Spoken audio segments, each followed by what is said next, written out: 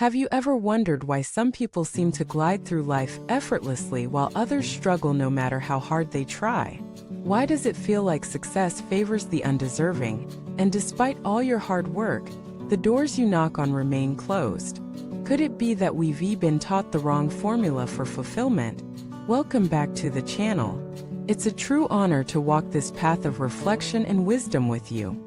In today's video, we dive into the transformative teachings of Master Hsing, a beacon of compassion and clarity in our modern era. According to him, there are 4 essential keys to shaping our destiny and living a complete, meaningful life. These teachings are not religious rules but universal truths that cut across belief systems, lifestyles, and circumstances. Master Hsing once said, "Spiritual cultivation is not about escape from the world. It's about transforming our life in the world." With this as our guiding principle, we will embark on a deeply introspective and richly practical journey where timeless wisdom meets everyday experience. Let us begin with a tale. In a bustling city surrounded by mountains and noise, there lived a man named Jian. Jian had everything society claimed was important: wealth, status, a beautiful home. But inside he felt like a hollow shell. One day, while scrolling aimlessly on his phone, he stumbled upon a lecture by Master Hsing. The master was speaking about how people fail in life not because they lack talent, but because they lack cultivation. Jian was struck. That night he couldn't sleep. The words echoed in his mind. You're not failing because of your job, or your spouse, or your circumstances. You're failing because you've forgotten how to live mindfully, courageously, and compassionately. The next morning, Jian began his journey inward. The first key to a complete life, Master Hsing taught, is to take responsibility. In today's world, it's easier to point fingers than to look in the mirror. But responsibility is the soil in which all other virtues grow. A person who blames others for their life will remain a victim forever. A person who owns their story can rewrite it. Think of a schoolteacher named May who worked in a rural mountain village. She taught in a school with cracked walls, leaking ceilings, and almost no supplies. But she smiled every day and gave her students everything she had. When asked why she never transferred to a better school, she said, "Because here I am needed. These children are my practice. Their dreams are my duty." That's responsibility not as a burden but as a blessing. It turns ordinary moments into sacred acts. It transforms obstacles into opportunities for virtue. It is the foundation upon which all other keys rest. The second key is self-reflection. How many times have we blamed others for our unhappiness without ever asking, what role did I play? We live in a culture that glorifies external success and ignores inner awareness. But without reflection, we are like ships with broken compasses, busy moving, but never arriving. Master Hsing once told the story of a man who lost everything in a business collapse. He raged at the economy, cursed his partners, and blamed his wife. Years later, after a chance encounter with a Buddhist monk, he began a practice of daily journaling 10 minutes every night to review his thoughts, feelings, and actions. Over time, he realized that it wasn't the world that had betrayed him, it was his own arrogance, impatience, and greed.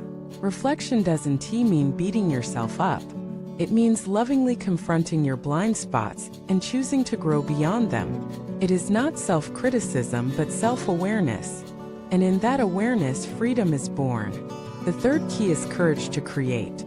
How often do we shrink from our dreams because we're afraid to fail? How often do we settle into comfort instead of risking growth? The path of wisdom is not one of retreat, but of brave engagement. Master Hsing emphasized that spiritual people are not meant to escape the world. They are meant to reshape it.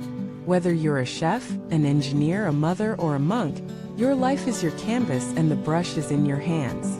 Consider the story of Sister Lian, a former executive who left corporate life to start a hospice for the terminally ill. Her friends called her crazy, but she felt a calling to serve those who were forgotten by the system. She said, "I don't want to live a long life. I want to live a deep one." Today, her hospice is a place of profound peace and dignity. That's creation. not in grand gestures but in bold, compassionate choices.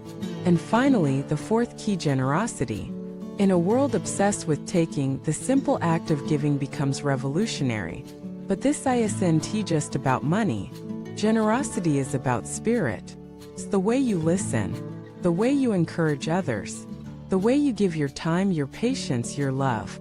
Master Hsing once said, "The true value of a human being is measured by how much they give to others, not how much they take for themselves."